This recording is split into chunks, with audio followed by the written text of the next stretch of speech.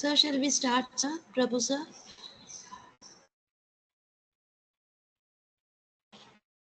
Yes, we'll Okay. start the class. Good It's already afternoon. 2:09. Good afternoon, participants. Once again, I welcome you all for this 1-week professional development program on developing intelligent IoT systems for sensors to servers. Today, we are going to see the hardware, uh, like what the the continuation of the previous class, the interfacing of the IoT devices. All this we are going to learn today. So now I request the Dr. Prabhu sir to start the session.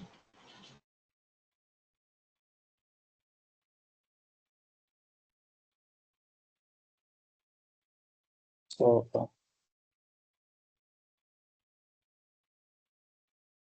yes, good afternoon to all of you, students, and it's a third day in our 5 days professional development program regarding IoT. So, in the previous 2 days, we have learned so many basics and we have covered most of the topics that require basics, and as well as we have completed one task as well regarding weather monitoring using ESP32 and IoT. So we have seen the data that is uploading to IoT cloud as well. So before going to class, if anyone confirm that whether my voice is clear or not. Yes, sir, it's here only, sir. Fine. I think my screen is also sharing. So in yesterday's class, I have completed weather monitoring, and we have seen coding part and the cloud part, hardware part we have seen. And in today's class, we are going to learn IoT-based load control.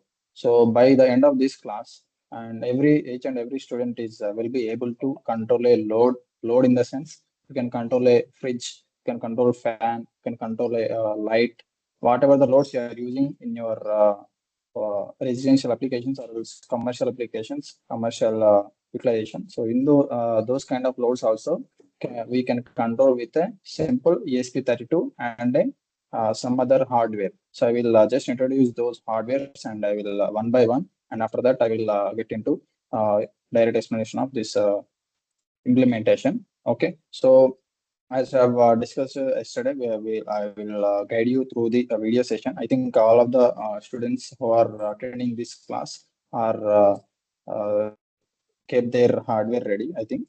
So I have given the required hardware in the yesterday's session as well regarding this load control, like ESP32 and a single channel relay and LED. A 1K resistor have some other components and breadboard like that I have given in the yesterday's class. So I think you kept ready those hardware. Okay, so I will guide you through the video session. Before going to directly into the video session, I will just explain you about the schematic and coding part regarding required for this task completion. So first of all, this is the schematic. So regarding basics of ESP32 and some sensors and the LEDs, all of those we have seen in the previous classes. So we'll just explain you schematic and as well as whatever the hardware that we are newly using in this class. Okay, so this LED and ESP32 we have seen in the yesterday's class as well. But the hardware that we have seen newly, it is relay module. Okay, so relay module in the sense it's a switch, it's a normal switch. Okay, in our home also we will turn on and turn off a load using a switch, but it requires manual interface. Okay, so we have to contact the switch directly through our hand or any object. Okay, so in this case, this switch is nothing but it's an electronic switch which will interact with a microcontroller and controlled by just a simple signal like 1 or 0. If you give one signal, the switch will be turned on. If you give zero signal, the switch will be turned off. Okay, so like that we can control this relay to control our load. So in our case, I have just we are controlling LED. But if you replace that LED with any load like motor or else any light like a 60-watt light you are using in your home, so I'll just show you that image as well. So like this you can use. So if you replace the relay and LED to the 220 volts bulb connection you can see here, because this relay module can control up to 230 volts and 10 amps load. So 10 amps load it can 10 60-watt bulbs, means 60 watt or else 100 watts. Okay, so this 100-watt bulb can consume up to less than 1 amp current. So that means we can control at a time 10 or more than 10 combined lights. Means at a time, if you turn on one switch, like one relay, so from that LED, from that relay, you can control uh, more than 10 number of loads. Okay, means I'm just explaining you this thing because you have to understand what is current. Okay, so this relay, if you just rotate this image, you can see the current and voltage ratings of this relay as well. So just rotate. On the screen, you can see, if you zoom this image, so here you can see 10 amps and 250 volts AC output. Means in our residential loads, we know that we are getting 230 to 240 volts output. Okay, so this relay is rated up to 250 volts AC and 10 amps load. Means it can control 250 volts, whatever the load that is consuming 250 volts and less than 10 amps. Okay, so in our case, the bulb will consume more than less than 1 amp. Means we can control the bulb. And in case of fan also consumes less than 1 amp, and we can control the fan with our relay. Okay, and as well as if you consider fridge, so fridge also can be controlled using this simple relay. Okay, so the size of this relay will be about the dimensions will be about uh, 1 inch into 1 inch. Okay, so it will be we can hold in our hands. Okay, I think you are ready with your hardware. I think you can also see that relay. Okay, so and if you give DC load, so in case if you give DC load, this relay can be operated up to 30 volts DC and 10 amps load. Means the voltage has decreased in case of DC, but the current is same. So it can control 10 amps of load with the 30 volts DC. But in our case, in our residential applications, most of the 99% of the loads will be in AC, like fan, fridge, mixie, AC. All of these will be under works with the AC load, AC power only. Okay. So, so with this thing, with this conclusion, we can know that this relay can be able to control whatever the loads that you are using in your home. Okay, so this is our basic specifications of this relay. And regarding input controls, okay, so regarding input controls, we'll be having 3 input terminals. Okay, so left side terminals will be load terminals, and input right side terminals will be control signal. Okay, so this is a load, this is the control signal side. This is load side. This is the control signal side. Means here the signal will be given to the relay module to control the switch to turn on and turn off. Okay, so this is isolated signal. Okay, so input side is totally isolated with the output side, because this 250 volts, if you give 250 volts to your Arduino signal or else your ESP32 signal, the signal pin. So in that case, there is a very high chance of burning out your ESP32, or else you will be you can also have some, there is a chance of getting shock. Okay, because 220 volts, it's dangerous thing. So if you want to control the 220 volts AC load, you have to take care of those precautionary things. So first of all, this relay is an isolated relay model, so we don't need to think about that. Just we need to take care of these connections when you are connecting a AC load. Okay, so in our experiment case, we are just controlling a LED, so which will take a 5 volts DC supply. So we don't need to think of that thing. So if in future, if you want to control AC bulb, you have to take care of these things. Okay, so this is about basics of this LED, I mean relay. And then regarding coding part, so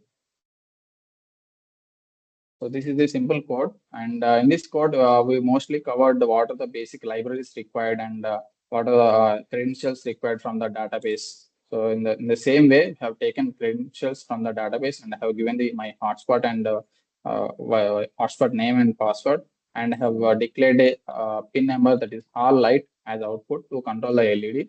And this is a code for controlling connecting the Wi-Fi chip to our hotspot network, and that's it. But he has given me this scrutiny, but when I go, sir, first Browser, oil needed, browser. Sir, tomorrow duty. Yes. Sir, Friday duty. Kindly, kindly Saturday mute morning it. I can go. Dr. Murugan, sir. Class. CSC building. Dr. Thereafter, Murugan, sir, mute.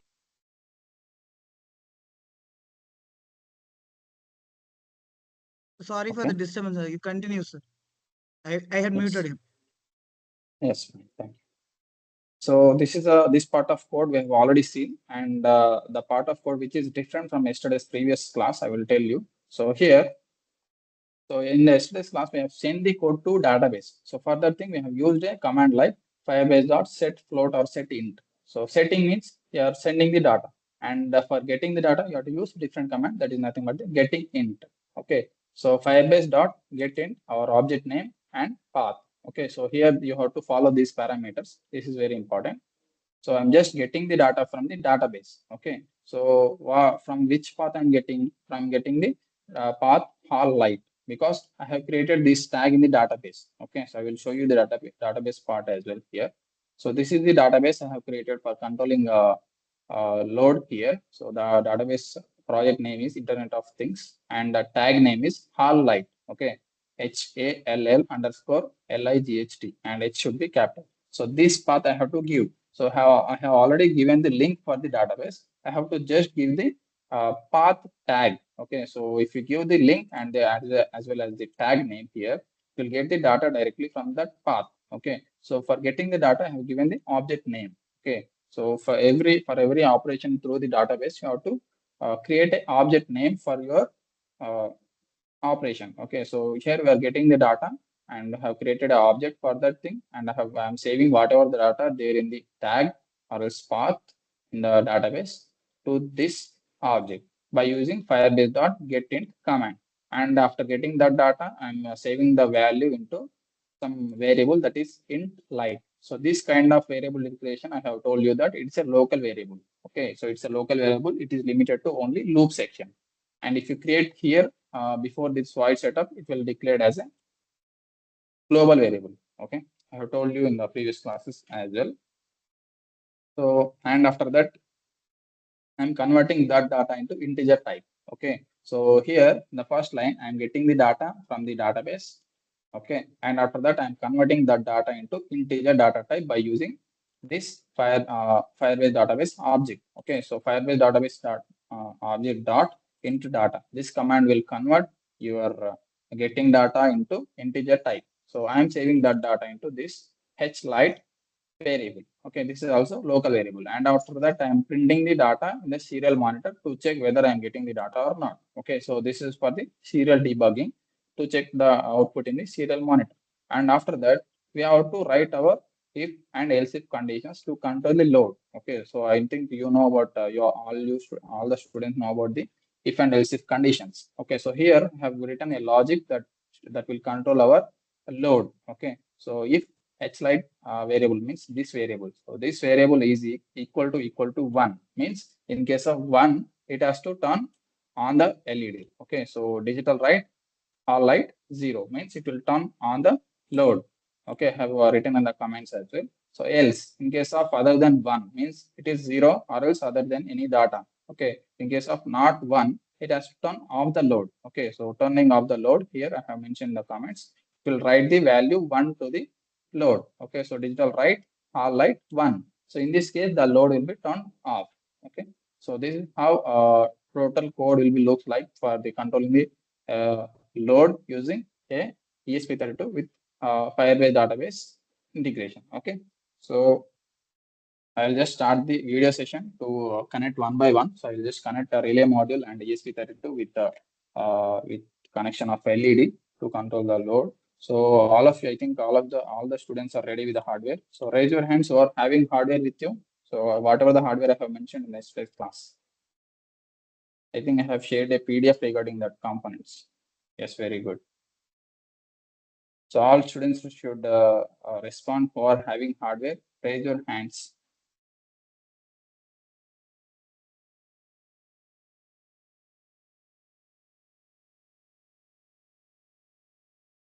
So I will show you guys about how to connect the load with the ESP32 step by step. So first of all, I will turn on the video.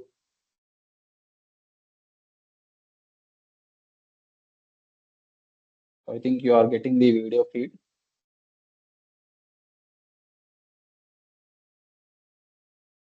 So here I have taken ESP32 and the breadboard. Have placed ESP32 on the breadboard. All of you following, anyone give me feedback? Have you got ESP32 and all the mentioned hardware with you? Unmute yourself and respond, because I have to know whether you are following my instructions or not. Okay, through the video feed, video session, you have to follow the commands.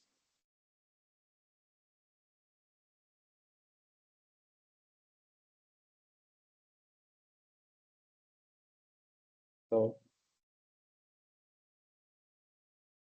yes, students should respond, because I have to know whether you are having hardware or not.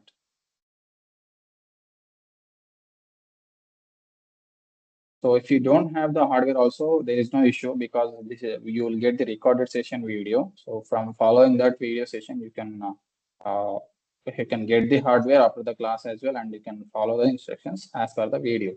Okay. So I'm just connecting the ESP32 with the relay. Okay. So from the circuit diagram, you have to follow the connections. So here I have given the circuit diagram on the screen. I will screen sharing, I will show the circuit diagram, and from the video feed, you have to follow the instructions. Okay. So this is the relay. On the screen share part, you can see the relay that is connected to pin number 32 in the image, but you have to connect the pin number 2 in our case, because I have written the code to pin number 2. You can choose any of the pins according to your connections. Okay, so I will just keep this code in a protected text so that you can get the code from there. Okay.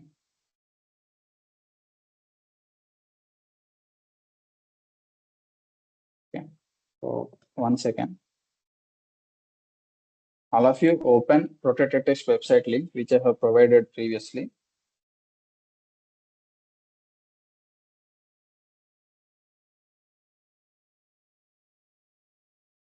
So I have created that website to share the codes and some other links in our 5-day program.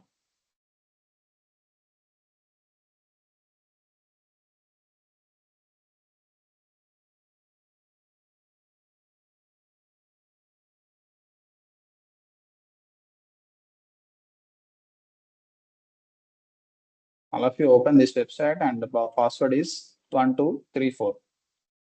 So if you don't have the link, I will share the link again in the chat box. You can get from there. Okay, open chat box, and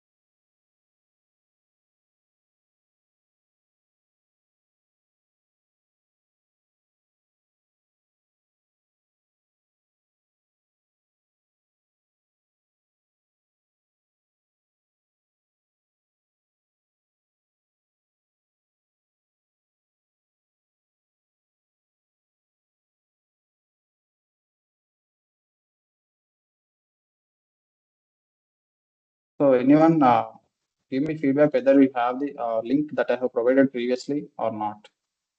So please go to that link and refresh the page. You will get the code for today's class. So if you don't give any confirmation, how can I proceed for the next task?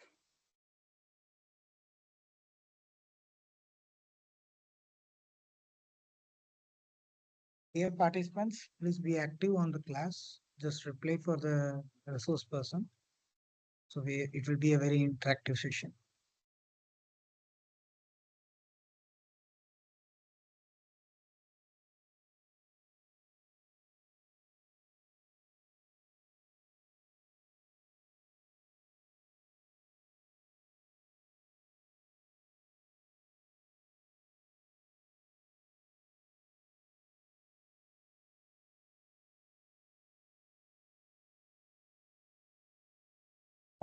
Fine.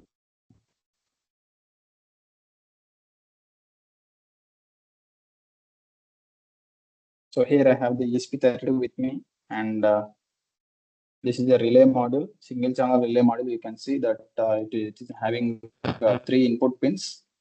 Is it clear? Anyone confirm? Yes, sir, it's clear. You can go ahead. So this is a fine. So this is a relay model which I have shown you in the schematic. It is rated for 250 volts AC and 10 amps 10 amps load.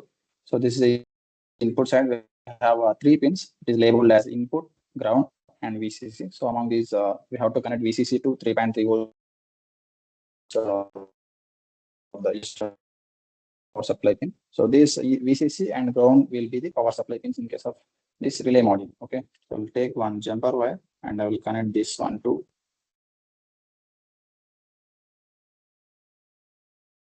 We'll connect this VCC pin to the ESP32 3.3 volts. Okay, we'll just connect it. And after this, I have to connect a ground pin. So ground should be connected to ground of the ESP32. So now the relay got the supply, but we have not given signal here. Okay, so relay got the supply, but it doesn't get any signal. I mean control signal. Okay, so to give control signal, you have to connect the input pin. Okay, the pin labeled as IN. So we have to connect that pin to the ESP32 signal pin, that is D2. Then in our case, in my case, I'm controlling the relay with the D2. Okay, so I have connected the same way. Okay, you can see the circuit. So relay module, 3 pins have connected. One is the 3.3 and ground for power supply, and for signal, the green color pin I have connected to D2 of the ESP.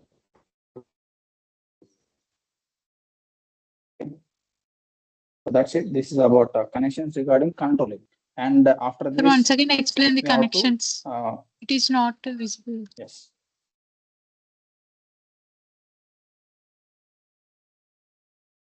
So I have told you that we have connected 3 wires till now. So here the 3 wires are as following. The first one is power supply pin.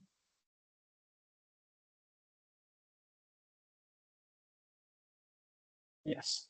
So here we have connected 3 pins here. Those are the 3.3 volts and ground and VCC. So I will show you the circuit diagram as well in the screen sharing part.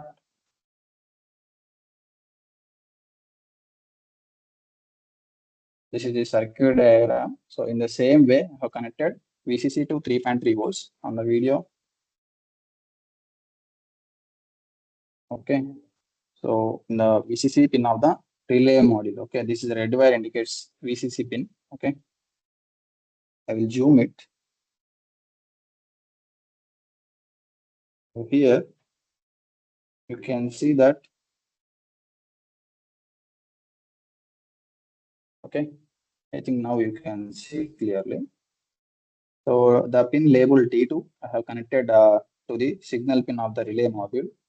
Here you can see, and yes, and after that the pin number 3.3v3, it is labeled as 3v3 on ESP32. So if you are following the instructions, the pin will be labeled as 3v3. Okay, be careful while you are connecting power supply pins. So 3.3 I have connected on the VCC pin, and yeah, and as well as ground to ground, and T2 into the signal pin of the relay. Okay, so if anyone having doubts regarding the schematic connections, you can let me know. Okay, students, do you have any doubts regarding how I connected? Please let me know, because if you connect wrong connections, you might lose your ESP32 and relay module as well. Because if you give reverse power supply, it may burn out. Okay. So I will proceed for the further connections that we have to connect a load. Okay. So to connect a load here from the circuit diagram, you can see. So on the output side of the relay, we have 3 output pins. Okay. Among 3, which indicates a switch. The middle pin will be like a contact pin, and this contact pin contact will be connected to either of these 2 terminals, whether it is NC or whether it is NO. So NC indicates normally closed and NO indicates normally open. And normally closed indicates that the contact will be closed normally to this side whenever we didn't connect, we given any signal. Okay, so that means if you don't give any signal, the switch will be connected to this side. And if you give any signal, so in that case, like one signal, in that case, it will be connected to this side. Okay, so control the switch. So the middle pin indicates that it is a control contact. Okay, so this contact will be touched either this side or either this side. Okay, so like a switch. Okay, it is like a switch. You can call it as a DPST. SPDT, single pole double through. Okay, if you are from electrical, you will get to understand easily. Single pole double through means a single pole is connected to double contacts, either NC or NO. Okay, so in our normal switch, we will be having only two SPST, we can call it as a SPST, single pole, single through. Means we can control only one state, that is on or off. So in this case, we can connect one more LED in this case as well. Okay, if you want to connect LED, it will control the LED in either case. Okay, but in our case, we need only two states, that is on or else off. Okay, so for that thing, I have connected like this. Okay, so to do this connection, I have to connect LED to the okay, so the pause for the input supply of LED, we need to connect 5 volts. Okay, so either 5 volts or 3.3 volts. So for 5 volts, we need external power supply. So in my case, I'm taking external power supply from the ESP32 as well. Okay, so I will just take ESP32 3.3 volts. I will connect it to pin number NO of the relay module. Okay, so just connect NO to the 5 volts, or if you having 5 volts external source, you can connect, or else you can directly connect this pin to the 3.3 volts. Okay, 3V3. It is labeled as 3V3, as same as your relay VCC pin. Okay, so you can connect the same way. I will just connect those connections.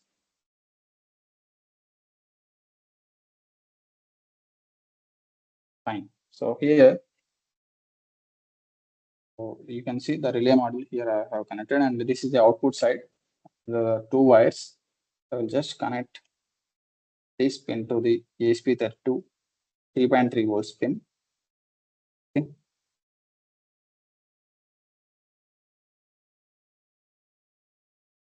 I have just connected 3.3 volts. We'll take a common power supply for the breadboard to give 3.3 volts and ground.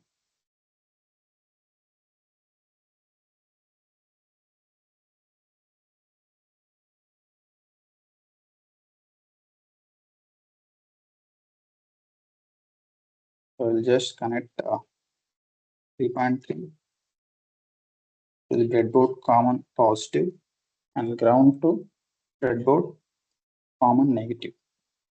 Okay, from that, I will take power supply for the relay module as well as our LED. So if you want to control 220 volts AC. So in this case, you have to replace this power supply with your 220 volts AC power supply. Okay, and you have to replace the load with the 220 volts AC load. Okay, that's it. The operation will be same, and 90% of the connections also same. But you need to change these connections or schematic as per your load requirement. Okay.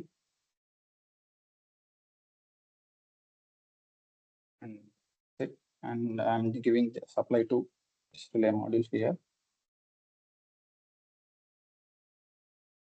So here I have taken 3.3 volts common power supply from the ESP32, and I have given to the positive and negative tracks of this breadboard. You can see I'm just giving the power supply to the relay module and as well as the LED. Okay.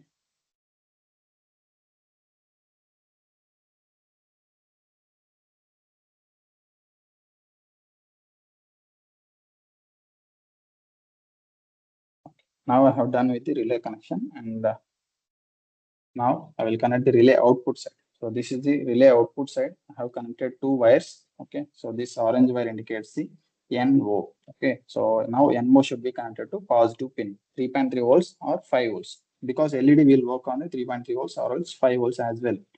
Okay, so I will just give this to 3.3 volts, and the middle contact, that is the contact pin, I will give it to somewhere in the breadboard. Okay, like this.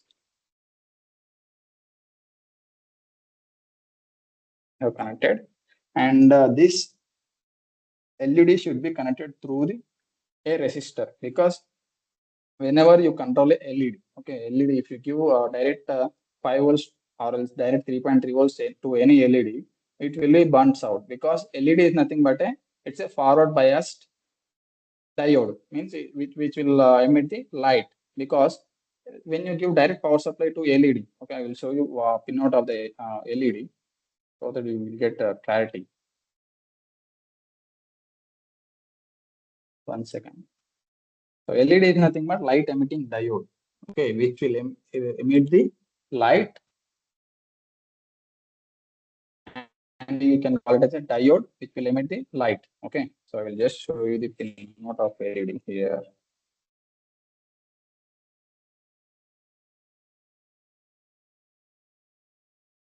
Okay, so here if you can see this image,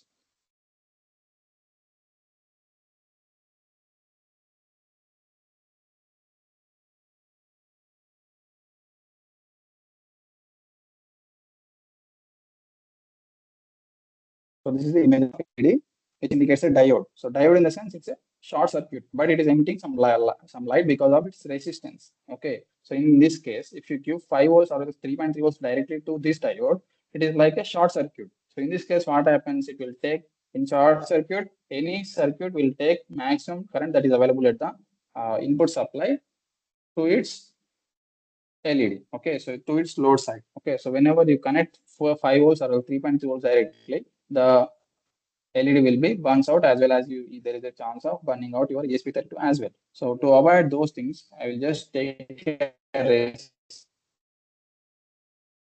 I will just take 1K resistor through the video. So I have taken a resistor here. Okay, you can see this is a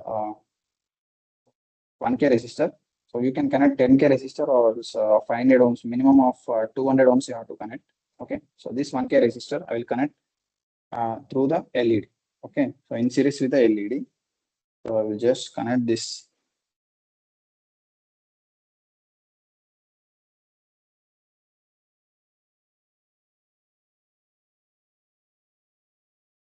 Here, the positive terminal of the LED should be connected to the resistor.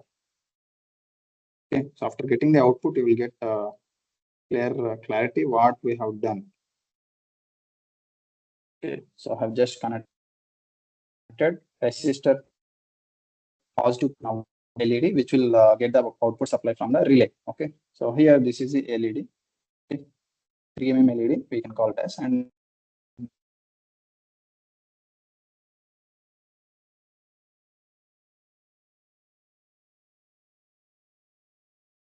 the first one that will be considered as a positive pin. Okay, so in every LED, to indicate whether it is positive or negative or is anode or cathode, the anode terminal will be very longer when you compare with the cathode. Okay, so this is how you have to identify the positive and negative terminals of your LED. So in my case, the longer terminal is anode, and everyone case also it is cathode, I mean anode. So means it's a positive. So I will connect the longer terminal with the positive connection, means to the resistor. Okay, through the resistor it is getting positive supply. So here I'm just connecting this LED positive terminal with the resistor.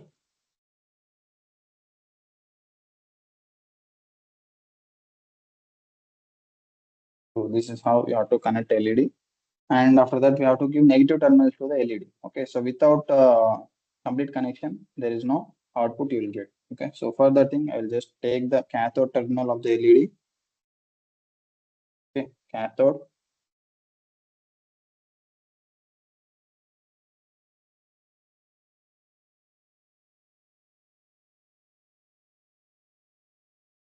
Okay, I'll just take the cathode of LED to the ground.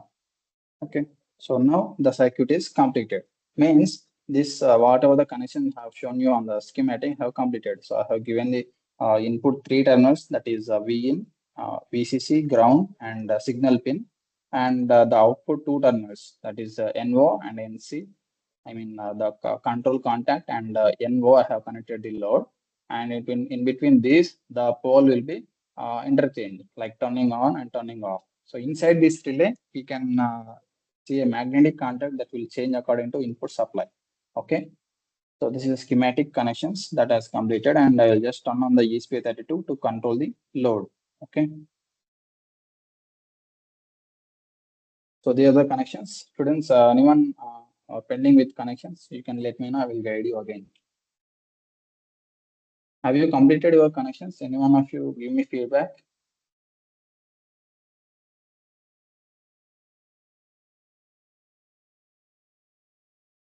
So this is the schematic hardware connection that we have to follow.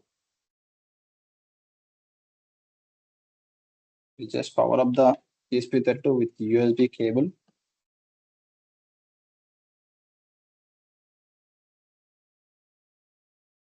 So just powered on the device. The LED is now in on condition. So after connecting the ESP32 to our Wi-Fi network, we can control the LED. So I will just open the database now, which I have created.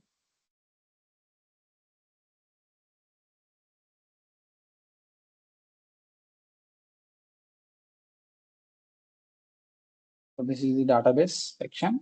So here I have given a tag name that is named as a all light. The value is 0 now. So for controlling the LED, I'll just change the value to 1. Is second.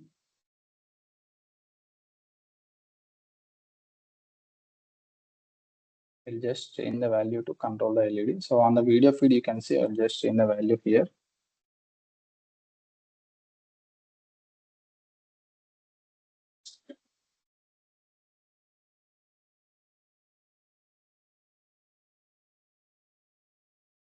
Okay, on the screen share and as well as on the video feed, at a time you can see that I'm changing the value in the database, and according to database values, the load will be controlled.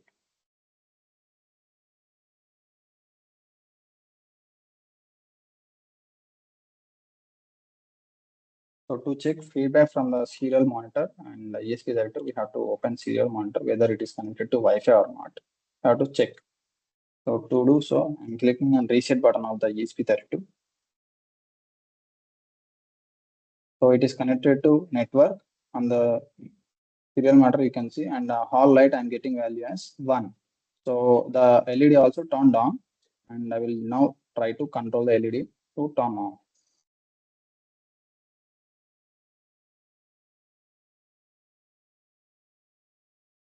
So I will just change the value to,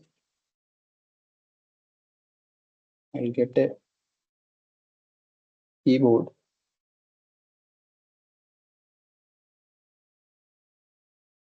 One second.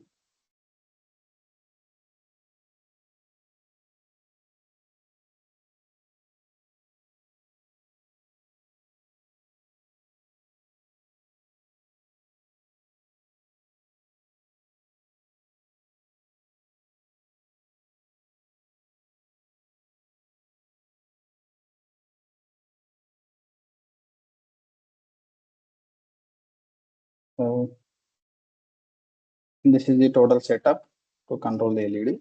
And now LED is turned on because we have given value as 1. So now we'll change that to 0. Okay. So we'll just clear this. Given 0 value now. I'll just click enter.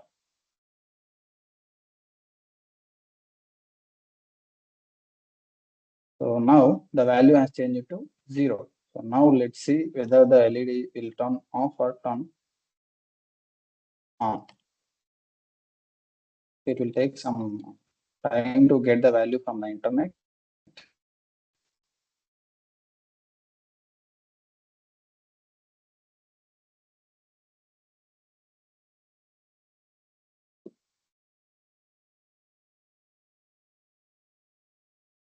We have to reset the board.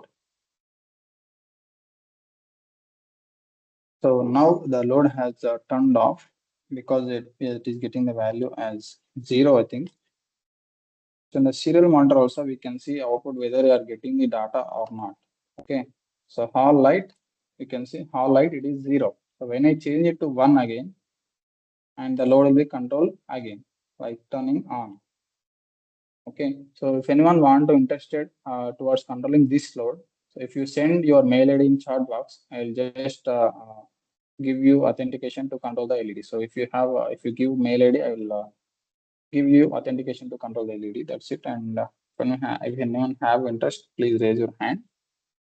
So from anywhere in the world, if a device is connected to internet, it means you can control the device from anywhere in the world. If you need just internet and the device has to be connected to internet. Okay.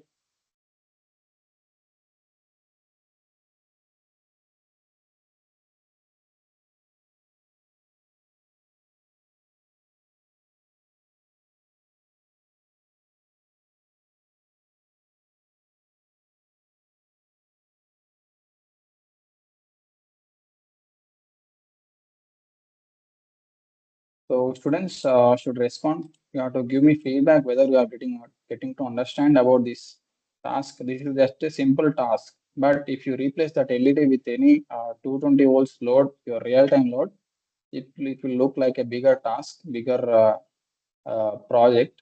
Okay. But if you have any doubts regarding this session, you can ask me. If you have to clarify your doubts, if you don't have any doubts, you can let me know whether this you got to understand or not. Okay, here we are just controlling an LED with IoT input. Okay, so I'm just interacting with database, but it is controlling a load that is connected to my PC. Okay, so this database is not connected to any of the software of Arduino. Okay, or it's an ESP32. It is not connected directly. It is connected through the internet, and I'm just using the database to control the LED. Okay.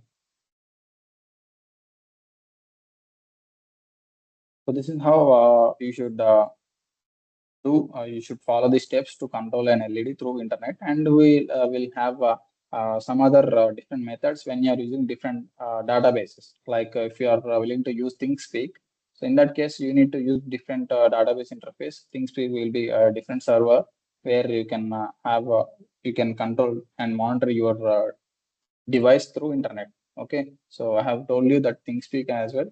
It's a database that we can customize to control our loads and monitor our device. Okay, so if you got to understand whether if you give any feedback regarding this topic, I will move forward to our next topic, that is sending data to ThinkSpeak. Okay, so in yesterday's class we have read data of a DHT sensor and we have sent that data into ThinkSpeak server. I mean, Firebase database we have done, but for explaining our ThinkSpeak server, I will take same DHT sensor and I will guide you through the video feed, and I will show you how to do connections as well as I will show you the output in the ThinkSpeak server. Okay. So this is about controlling an LED. I'm just closing. If anyone have doubts, it's a last chance. You can ask me.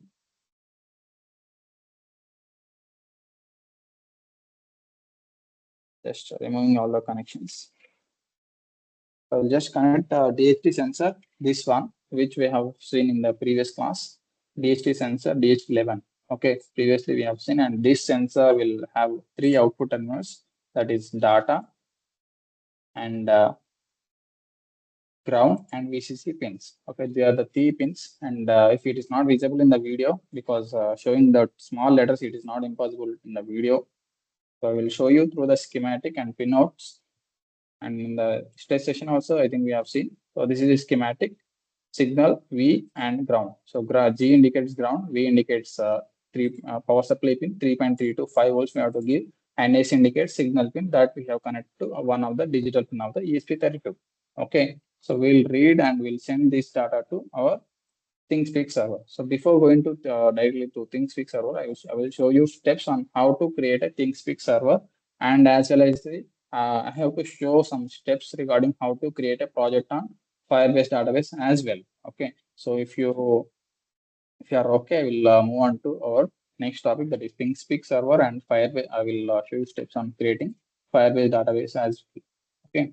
So to complete this total IoT class, we have to know about how to create a project on IoT platforms as well. Okay. I'll just remove these connections of relay module and I will replace with the DHT sensor.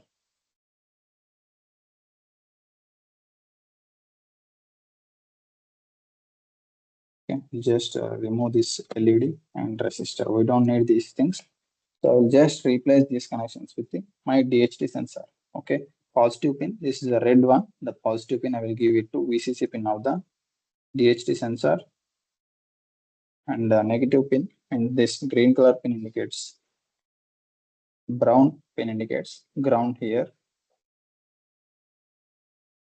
So I have just connected the VCC and ground and then data. So to connect data pin, I'll just use D2 pin of the ESP32 to read the temperature and humidity. Okay. So today what we are doing, we have done this experiment in the yesterday's class as well. But why I'm explaining again means you have to know about a different IoT platforms. Okay. Today we are dealing with the ThinkSpeak server. Okay.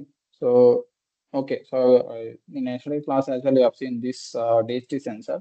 I will take another sensor. Anyway, we are seeing monitoring the sensor data in the different platforms. I will take MQ6 sensor, which will measure our environmental gas data. Okay, so this is a gas sensor which will measure the environmental gas sensor data, whether it is polluted like CO2. Okay, it will measure the CO2 data. It is also having some 4 pins are there. So this sensor can give you the two kinds of data, that is analog as well as the digital. Okay, so you know about analog and digital, I think. Okay, to measure the analog data, I'll use analog pins of the ESP32.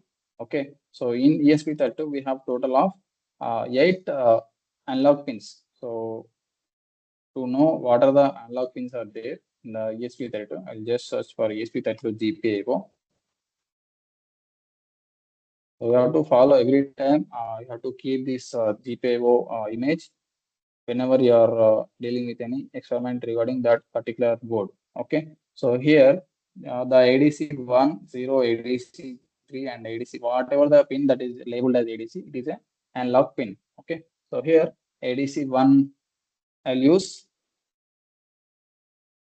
ADC4 pin, that is 32, labeled as 32. I will use GPIO32 for reading my analog data. Okay, so anyway, we have done in the yesterday's class regarding DHT sensor. We'll use different sensor to read the analog data.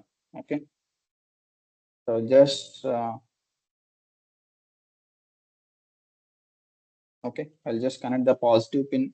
This sensor also works on the 3.3 to 5 volts. So I will just connect the 3.3 volts supply pin to my sensor. Okay, so I have connected the positive pin and then the negative pin. The brown will be the negative pin. I have just connected. This is how you have to follow. Okay, and then signal pin. So signal pin, we have to change the signal pin. It is previously D2. So now we have to give it to pin number 32 as we have discussed. Okay.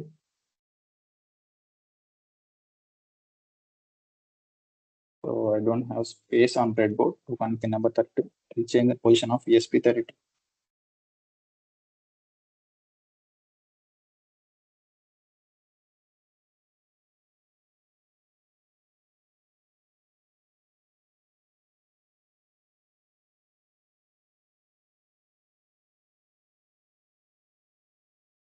So now I will connect the signal pin to the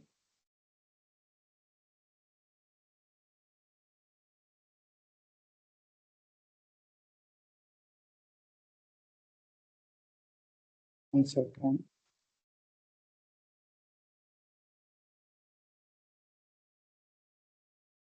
So this is a positive pin. I'll connect it to positive pin and then ground to ground, and then the signal pin of the sensor, that is A0. I will show you the GPIO of this particular sensor as well. Wait for schematic. So 32, I'm connecting the pin number signal pin of the ESP smoke, I mean gas sensor to the pin number 32. Okay, so here what I have done, I have connected positive and negative pins to the ESP32 power supply pins, and then I have connected the signal pin of the smoke sensor, I mean gas sensor, to the pin number 32. Okay, so I will show you the pinout of this sensor as well.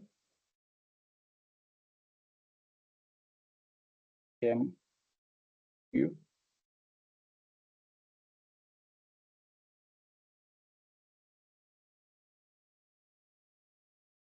It is not typing.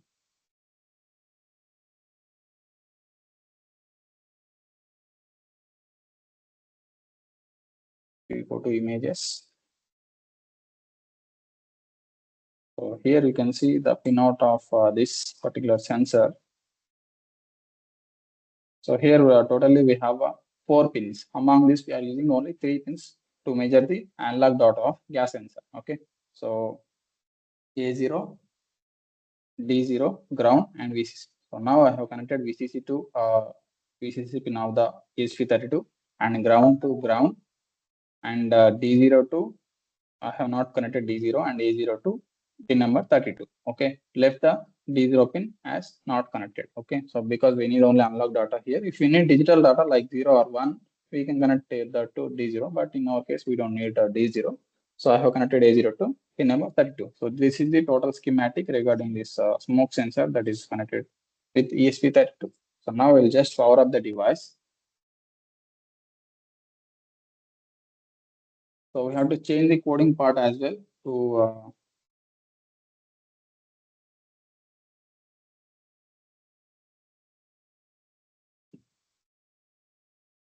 so you can see the sensor has powered down. 2 LEDs are there to indicate the power supply, and that's it. So this is about schematic connections. And if you're not connected the power supply pins correctly, you can see that no LED will be connected. Okay, so if you just disconnect one power supply pin here or the sensor, the LED will be turned on. Okay, so LED is like a connection verification. That's it. And now we have to go through the coding part. Okay, I will explain you how to create a project on ThinkSpeak. So this is about hardware connections. So do anyone have doubts regarding hardware connections? I'm just connected the power supply pins and a signal pin. 3 pins I have connected. Okay, I'm explaining again as well. So 3 pins I have connected. Out of A0 is connected to pin number 32, which is a analog pin on the ESP32, and ground to ground and VCC to our 3.3 volts pin of the ESP32. Okay, because this sensor works on the 3.3 to 5 volts power supply voltage. Okay, so this sensor will measure the smoke data. Okay, this is about the hardware connections. I'm just closing the video session here. So after getting the output again, we'll start the video session. Okay, so until then, just follow the instructions on the screen recording. So to create database and things, you have to follow the instruction that I'm going to give. Okay, so just log into thingspeak.com. If you're new to ThinkSpeak server, you have to log in with your mail ID. Okay, so after logging in with your mail ID, you have to follow the steps like this. Okay, so here this is the interface that you have to follow to create a project. I will just click on new channel, and then I will give a name to my channel. That is I will give name as IoT project, and then no need of selecting any other things. Okay, here we are reading smoke data. I'll just select one label. Okay, so here we have to select labels by using this tick mark. If you want 2 sensor data to monitor, you can select 2 labels enabled. Okay, so up to 8 labels you can select. This ThinkSpeak server, it is limited to 8 labels. So, and then no other things you need to enable. Just click on save channel. is loading. Okay. After creating the channel, you will be getting with the two credentials. That is channel ID. This is channel ID. I'm hitting on the screen. As for that API key. So API key is nothing but application programming interface key. And in this key, you will in this section you'll be having two keys. One is a write API key, that is this one, and another one is a read API key. So read API key is nothing but the key which is utilized to get the data from board to ESP32. And now to use write API key, to read the data in the ThinkSpeak server, we need to use write API key. Okay, with respect to ESP32, this is the write API key. Okay, write means you will write the data to this ThinkSpeak server, and read means the ESP32 will read the data from the ThinkSpeak server. Okay, so now we are sending the data to this ThinkSpeak server. You have to use this API key. I'm just copy this API key and as well as this channel ID. So I'm going to tell you about how to use this uh,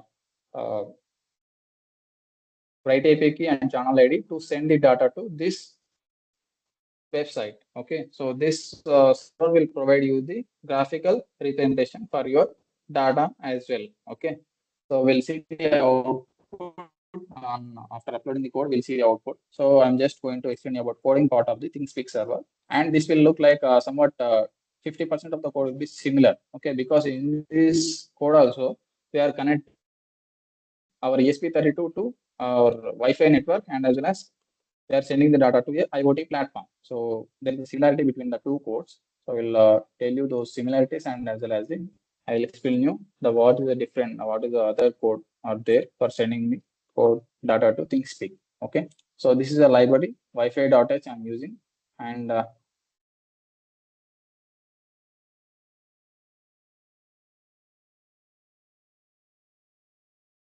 okay. So for this thing, you need to include a library, that is ThinkSpeak.h library. So I'll just open that library. So every we have seen ESP32 Firebase library for Firebase communication. In the same way, for ThinkSpeak, you will be having a ThinkSpeak library as well. Okay. I'm just scrolling down for the ThinkSpeak library by going into examples. So if you just download your required library from that downloaded library, you will get some examples which are not customized. So if you want to customize those library examples, you have to customize through some procedure which I have shown you in the stress class.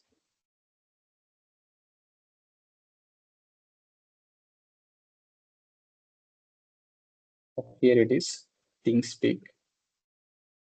And I will just take an ESP32 example and write multiple fields. Okay, so this is the example I have to follow.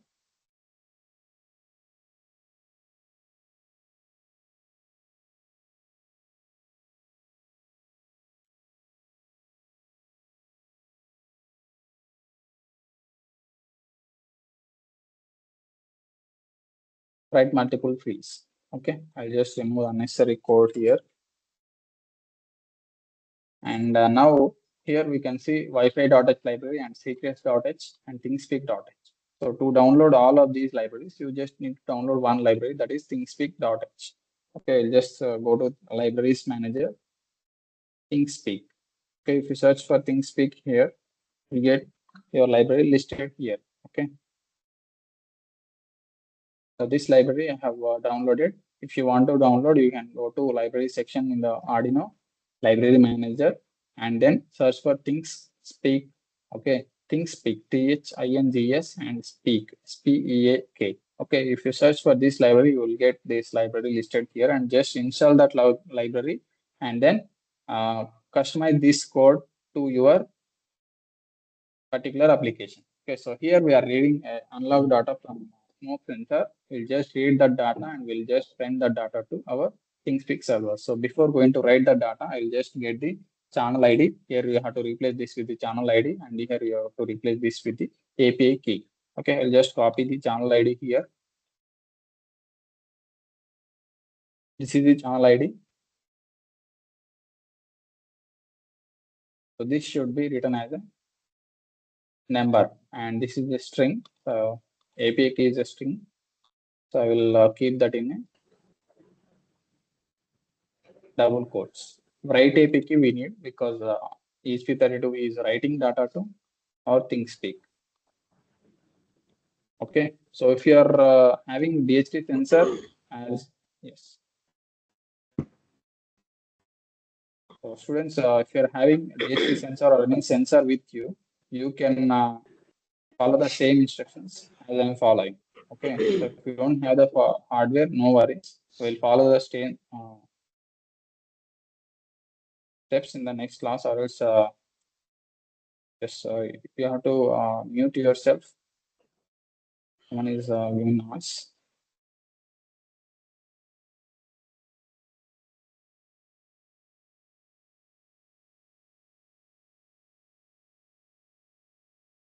So here I have given API key and as well as a channel ID as we have mentioned. Okay, after this we have to customize this code to send the data to our ThinkSpeak server. So I will tell you what are the steps. So for that, for reading any unlocked data, I have told you we have to define a pin and you have to read the data from that pin. So I will just give a name to my pin number. So to define the pin in the global section, we have to define above the void setter. Okay. So here I will take integer data variable, that is pin number 32. I have connected to smoke pin sensor. Smoke sensor pin indicates pin number 32, and then that pin has to be defined as input here because it is reading data. So to define the mode for a pin, you have to use pin mode command inside the setup. Okay, so pin mode and then smoke sensor pin and then mode, whether it is output or input. So now it is input, and then I'll just read the unlocked data. I'll save it in a local variable. Int smoke data, I'll take a local variable and I will read the unlocked data. For reading unlocked data, we have seen a command unlock, read, and then the pin number, smoke sensor pin. And that's it. You will be getting the data that is read by this ESP32 to this variable smoke data. So after reading, what you have to do, we have to fill the field of ThinkSpeak server with this data. So we'll just change this. So we have only one field. I will just write one field here. Okay, so for setting the field, we have to use the command ThinkSpeak.set field and field number 1, that is smoke data. And after setting the field, we need to just write that field to our ThinkSpeak. Okay, so to write the field to ThinkSpeak, we need to use ThinkSpeak.write fields command. And in that, we have to provide the channel number and API key. So to which it will upload the data in the ThinkSpeak. Okay,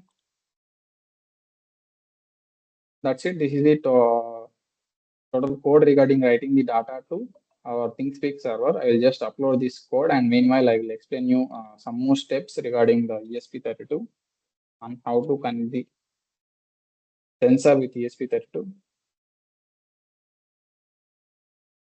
So I have given all the required channel number and API key, and I have read the sensor data by using this smoke sensor pin, that is pin number 32, by just this line. Okay, so one single line is enough to read the data from the sensor. Okay, so this is about the coding part. Okay, we have covered on how to create a ThinkSpeak server, and we have seen how to send the data from the ESP32 coding part. Now, after uploading, we'll see the output. So this is a field which is ready to get the field data from ESP32. So I'll just turn on the video session.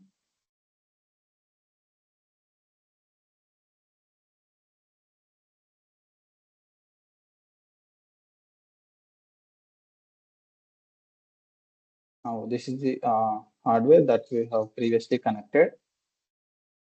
Okay.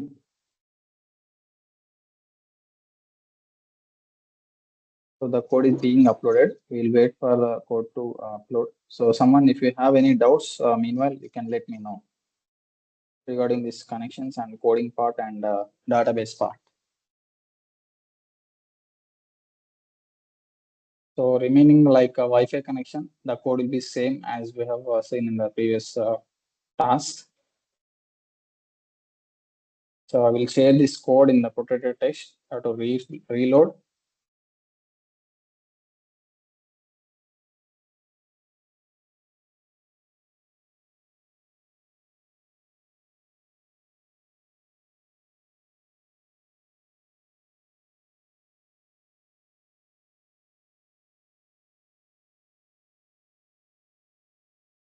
Go to protected text and reload the page. You will get the code.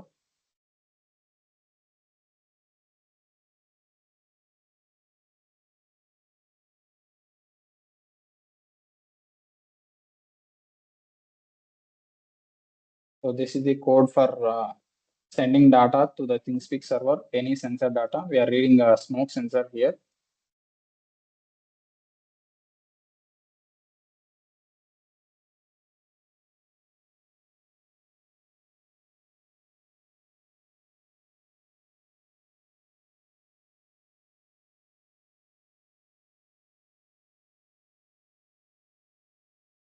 So the code is being uploaded. We'll wait for the, yes, it is just uploaded. We'll check the feedback through the serial monitor here to check whether it is connected to or hotspot or not.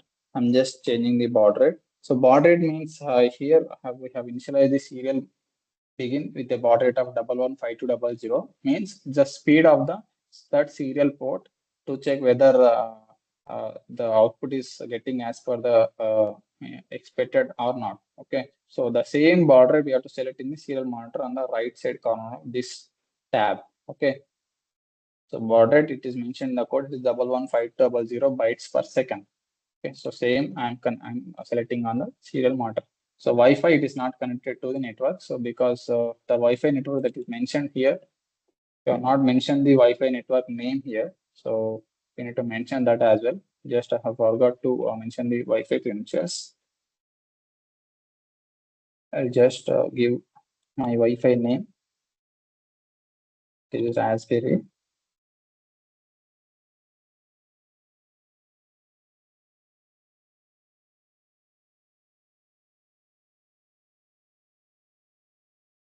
So you should take care of that spaces. Okay, if you give any space in code, it will consider space of your network name and password.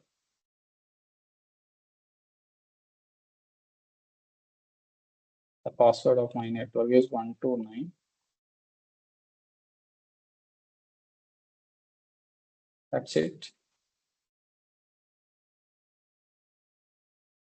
I'll upload the code again. So the network name is Raspberry. So because I have not given the network name, that's why it is not set to network and it is showing an error in the serial monitor. So that's why you need to use serial monitor to check the feedback of your code. Okay, feedback of your execution. So whatever the code is executing inside the ESP32, you cannot see with your eyes. Okay, so to check whether it is getting output or not, or else it is working as per the instructions in the code, you have to use serial monitor. Okay, so I have printed that attending to SSID. Okay, so whatever I have written here, it will print in the serial monitor when it is not connected to Wi-Fi. Okay, if it is connected to Wi-Fi, it will print connected and will proceed to the next steps. Okay. So now we'll check whether it is connected to Wi-Fi or not. It is connected, channel update successful, means it is sending the data to our channel. Let's check whether we have got the data in the channel or not. So this is the project we have created. So I have got value as 0. Okay. So now I have got the value as 0 means there is no detection of any smoke. Okay. So if you give any smoke input or else any other gas related to that smoke, the value will be increased. Okay, so for every second it is giving data. So for till now it has given uh, two variables data, means it is given at an instance of 15, 17 and 43 second, it is given 0 as 1, 0 input, and after that it is given 15 point 318 and 4 seconds given another, means it is filling the fields with some data that is measured by sensor.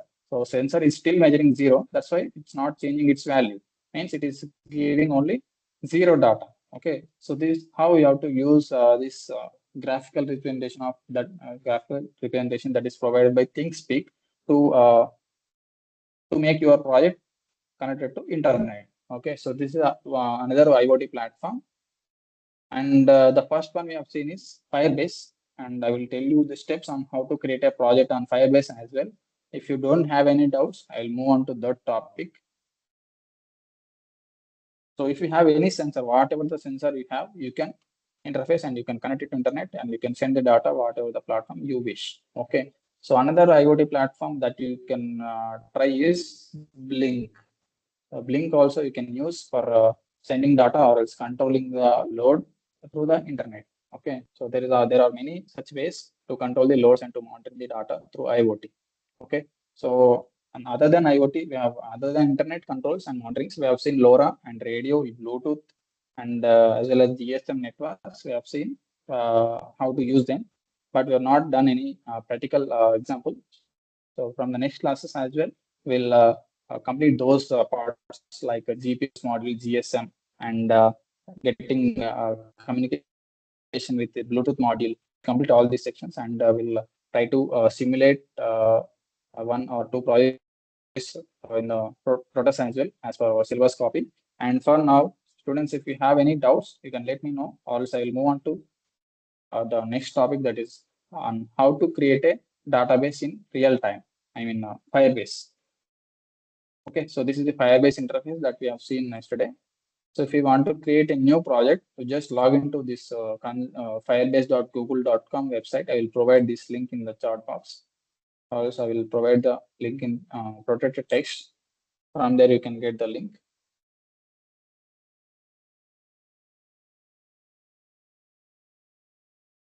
I will have copied the link and I will give it in the protected text.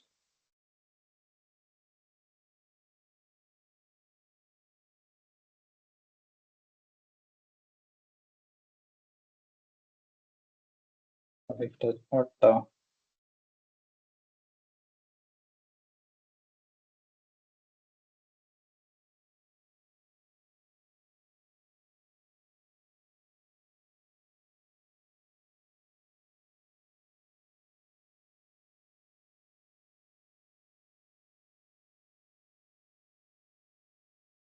So I think no one has any doubts. So this is the link for your Firebase database, and I will provide the link for ThinkSpeak as well. I'll just copy the link for ThinkSpeak server here.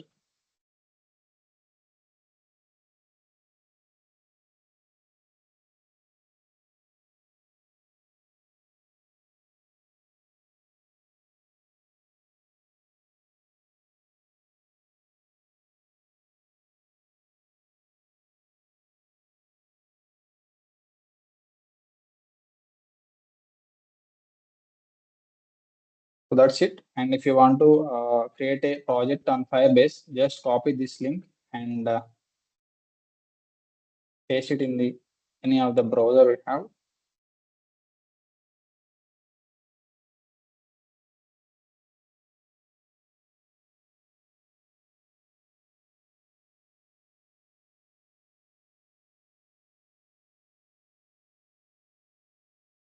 So after browsing that link in the browser, so we'll get a page like this. You have to log in through your mail ID. So I have already logged in. So it directly show that get started. So, and after that, click on create project. Okay, as the screen is already recording, there is no worries. Just follow the steps. If you have any doubts, go to the recorded video session and follow the steps as it is.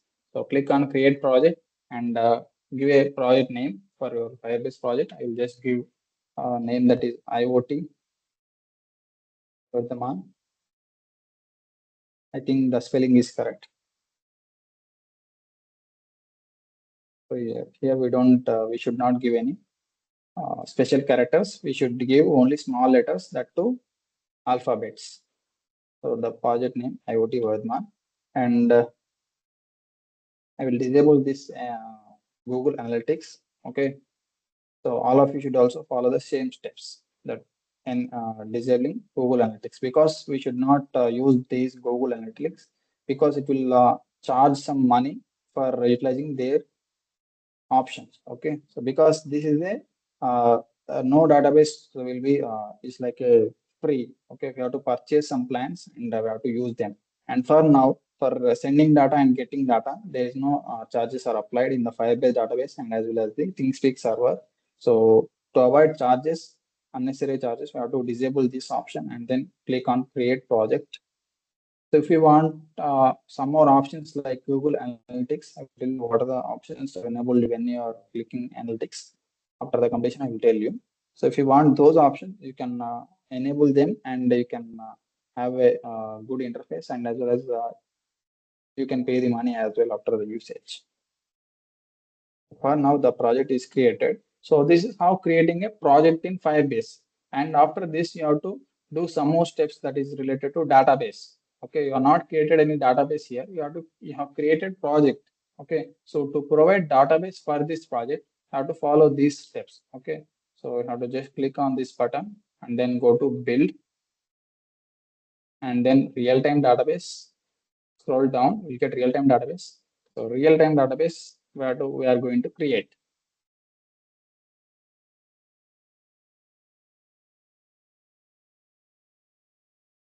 So after going to real-time database, create database. So after completion of this class, you need to create database of ThinkSpeak and as well as the Firebase and come for the next class. Okay.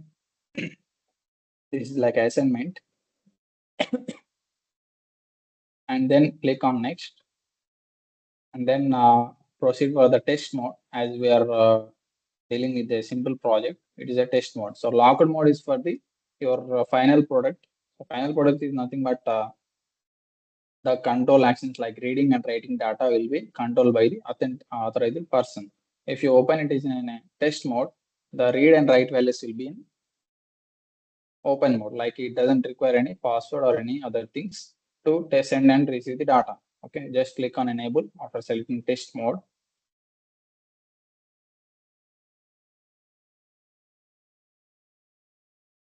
So now the database has created. And after this database creation, we have to do some more steps to enable authentication. So for authentication, go to build again on the left side menu bar and then go to authentication and then click on get started.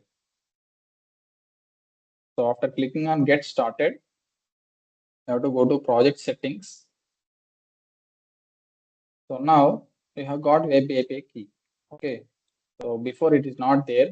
If you see, okay, so for authentication key, how to go to authentication and then click on get started as we have created authentication object. Okay, so now the object has created web API key and I will copy this one. And in yesterday's class, we have seen one API key and database URL for controlling load and as well as controlling mounting data. Okay, so in this code, I have provided API key here and I have provided database URL as well. So the API key will come from there and regarding that URL, database URL, you can get from the real-time database interface. So further thing, go to build and then again real-time database.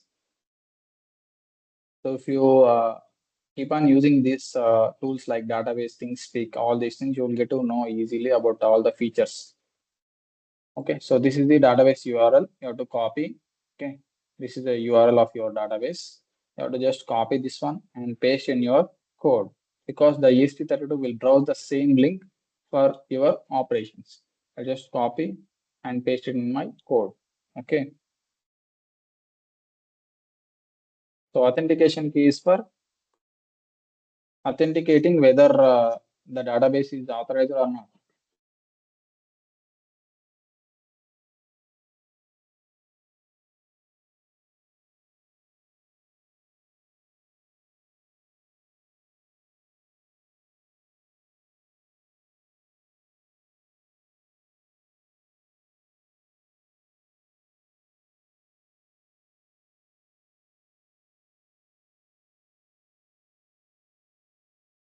So this is how you have to copy your credentials, Firebase credentials, and database and authentication credentials. That's it. These two steps, if you follow these two steps, the database will be integrated with your ESP32 to browse the link and get the data.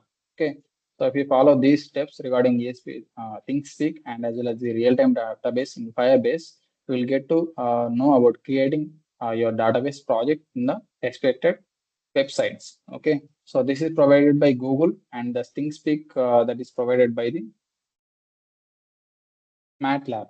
Okay, so this server database that is provided by the MATLAB developers, and this is provided by the Google developers. Okay, and still students have completed many topics for today's class. That is monitoring, controlling a load, and monitoring data through the ThinkSpeak server. It is a new IoT platform, and we have seen how to create that IoT platforms as well. How to utilize those IoT platforms to connect our ESP32 or else any microcontroller that is connected to internet. Okay, so we have seen some steps. If you're not followed those steps in the class, if you can get the recorded video session of the class daily, and after that you can follow those steps as it is. Okay, you can pause the video and you can play the video, you can follow the steps as it is. And regarding today's class, if you have any doubts, let me know. It is already 3:30, so we can have some discussion session here, and we can close the session after clarification of doubts. Participants, do you have any doubts regarding today's session? You can let me know.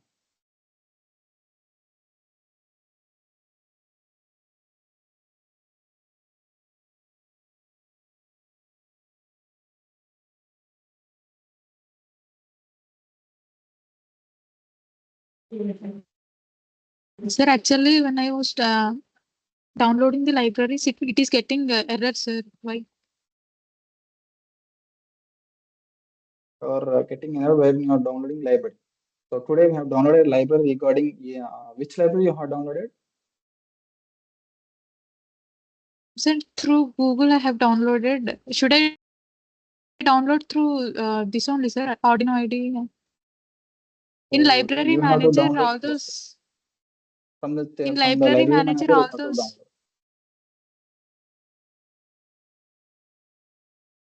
Let me complete. You have to download the library from library manager of Arduino ID. So if you cannot find any library named that required library, so that required header file, in that case you can refer to any of the browser and download that zip file of the library, and you can click on sketch on the screen. I'm showing the steps on how to include the library.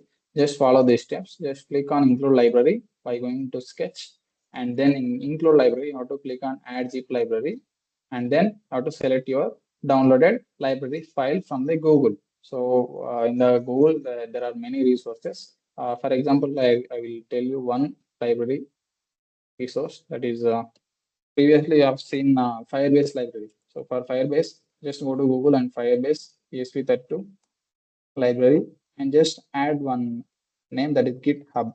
So some of you know about GitHub. So GitHub is a platform where you will get many of the library resource files that is contributed by the many users of ESP32 and some of the developers. And from that, just go to that link and then click on code. This is a file. Just go to click on code and then click on download zip. So after downloading the zip file, just go to Arduino again and then click on sketch and then include library and then add zip library. I have to go to downloads because the file in my system, it is downloaded in the downloads folder. Now I have selected the Firebase ESP32 library. Earlier we have downloaded. Okay. So just included, it is showing as status as processing Firebase ESP32 master library. So internal library. So it is showing that the library is already there in my location. Yes, because sir. this This library I same have already installed. Like, error I have got. so if you have if you have downloaded multiple libraries regarding that ESP32 in the Arduino software, you'll get the same error. Okay. So the library is already there. Okay, in my load control code, I have already included that library like Firebase ESP32. Okay, without that library, this code won't be compiled. Okay. So if you have downloaded multiple times, you can you have to go to libraries folder of this Arduino and you can delete them.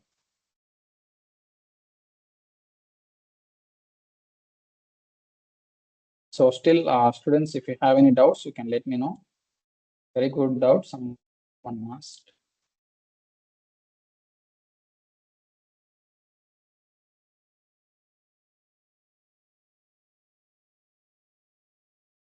So the steps which I have shown you earlier are the steps regarding including a external library from the external sources. If you want to download the library from the internal section, you can go to library manager in Arduino IDE and you can download the same library. So today we have completed 3 topics regarding sending data to ThinkSpeak and controlling a load using internet IoT platform.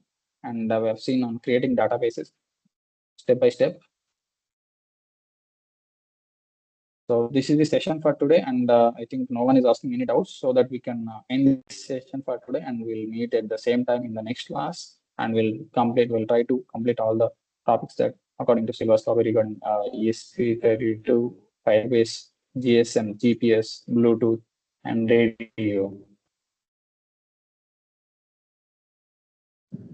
Dear participants, if you have any query, you can clarify with the resource person.